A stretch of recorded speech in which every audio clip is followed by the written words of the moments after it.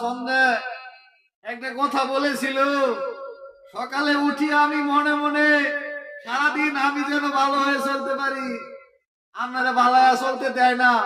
এমন মানুষ আছে আপনারা ভালায়া চলতে দেয় না। আপনি ভালা কাজটা করতেন যাইবেন, আপনারা বাধা দিব, বাধা সৃষ্টি করব, হ্যারাসমানি করবো আপনাকে কিছু টাকার জন্য। এই টাকা কি দাম আছে আপনার? মরে গেলে সব পরে থাকবে, কিছুই সঙ্গে যাবে না, যাবে শুধু আমল। যেটা ভালো কাম করে গেছুন এটাই যাইবো লগে, আর কিছু যাইবো না।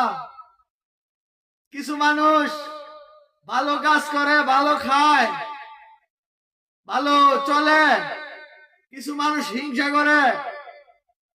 এই হিংসাটা কেন করেন আপনারা? বলতে পারবেন? আমার উত্তর দিতে পারবেন?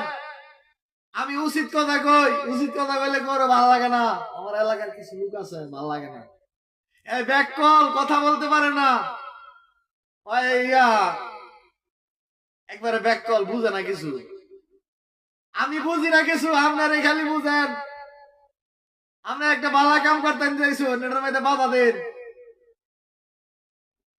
আপনি একটা এই আপনি ওয়াজ মাহফিল করবেন, এটা বাধা দেয়।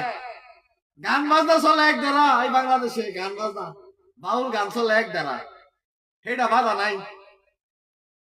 এলে কইতেছি আপনি করতে মসজিদ মাদ্রাসা দান করবেন, মানুষকে, অসুস্থ মানুষকে সহযোগিতা করবেন, সব পাইবেন, এই উপকার সব পাইবেন, এই আপনি এই আমল সব পাইবেন।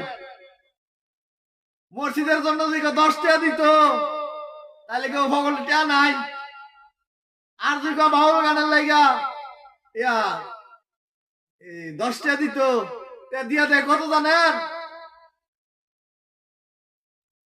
10,000 দিয়া দেয়। হুক শিল্পীটা আইব, হুক শিল্পীটা গান গাইব, কত মজা লাগবো, শরীরে লালাইবো, শরীরে হেলাইবো, কত মজা লাগবো। গান বাজনা হইলো মানুষের খুরাক, যে যেটা পছন্দ করে সেটাই বুঝে। এলে কইতেছি আপনারা আমলও করেন, সব কাজই করেন, সব পাইবেন। আর যদি চিন্তা করেন মানুষের বুকিতে গুড়া আঙ্গুল দিবেন, কিচ্ছু পাইতেন না, দেখাইলে খাবেন দুজুক খানা। দুজুক খানা ভাই তো লাভ নাই। দুনিয়াতে শান্তি করে যাইতে পারবেন, পরকালে গিয়ে শান্তি করতেন না। পরকালে খালি কষ্ট কষ্ট।